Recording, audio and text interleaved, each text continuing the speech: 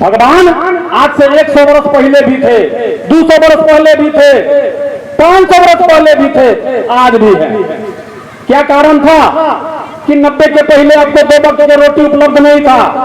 क्या कर रहे थे भगवान? जब भगवान आज से 30-40 वर्ष पहले भी थे, विश्वकर्मा आपके समाज में पहले भी थे, क्या कारण था कि आपको पेट नहीं भर रहा था? क्या कारण था कि आपका पूर्वज 8 दिन के बाद कभी कभी भोजन नसीब हुआ करता था? सोचना पड़ेगा, इस पर गंभीर चिंतन करना पड़ेगा, अपने पूर्वजों का इतिहास पढ़ना पड़ेगा। जब तक आप अपने पूर्वज का इतिहास नहीं पढ़िएगा तब तक आपका विकास नहीं होने वाला है। हमको देखा हुआ है, हम अपने पूर्वज के सुने हैं पूर्वज के द्वारा कि हमारे समाज को खटिया पर बैठने का अधिकार नहीं था, घर में चौखट लगाने का अधिकार नहीं था, इसके बाद पैर में चप्पल पहनने का अधिकार नहीं था। ये हमारी परंपरा था।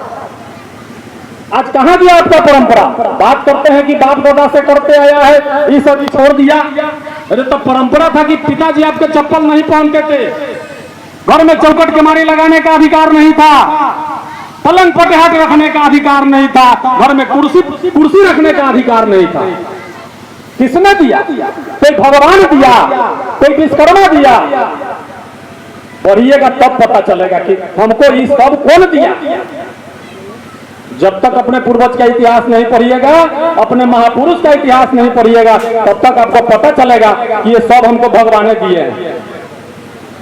आज भी हमारे लोग, हमारे समाज में जितने भी लोगों को अगर नौकरी होता है तो नौकरी होता है बाबा साहेब भीमराव अंबेडकर के बदौलत, उनके संविधान के बदौलत। लेकिन जब उनको नौकरी होता है तो सबसे पहले क्या करते हैं? सबसे पहले अठजाम शुरू करते हैं, उसके बाद अमरनाथ यात्रा जाते हैं, बोलबम जाते हैं, बाबा धाम जाते हैं। अरे उनको ही बाबा के बारे में पता नहीं, उन नकली बाबा के फेर में पड़े हुए। अरे आपको जो 2 वक्त की रोटी दिया उसके बारे में पढ़िए ना।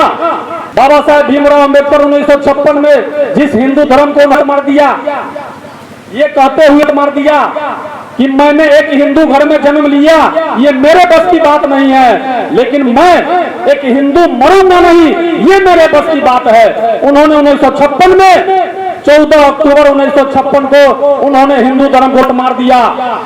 महान विद्वान होने के बाद उन्होंने सभी धर्मों का अध्ययन किया, तब हिंदू धर्म को मार दिया। लेकिन आज हमारे समाज के लोग क्या कर रहे हैं? आज हमारे समाज के लोग क्या कर रहे हैं?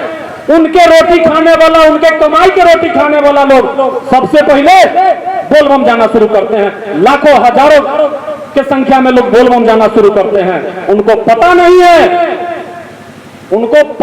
है कि उनका अधिकार कहां जा रहा है, उनका हक कौन छीन रहा है।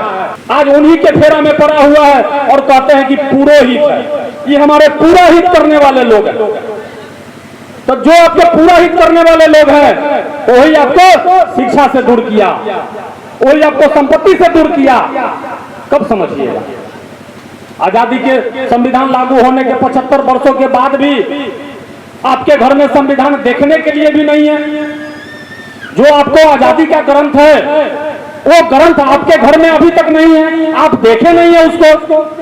आपका गुलामी का ग्रंथ जो है वो हर घर में कम से कम नहीं कुछ मिलेगा तो हनुमान चालीसा जरूर मिलेगा, जो आपका गुलामी का ग्रंथ है।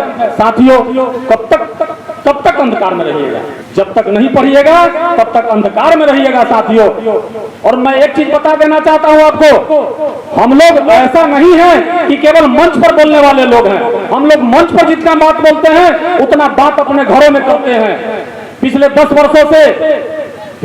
वर्षों से हम लोग ये जितना कार्यक्रम आप लोग देख रहे हैं, हम लोग अपने घर में 10 वर्षों से अपने घर में करते हैं। हम लोग ऐसा नहीं है कि आप लोग को झूठ बताते हैं और घर में कुछ और करते हैं, ऐसा नहीं है साथियों।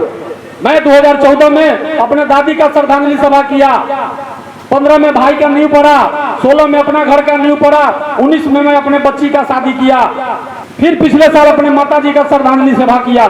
मैं कोई ब्राह्मण नहीं बुलाया, बिना ब्राह्मण के सभी कार्यक्रम को संपन्न कराया।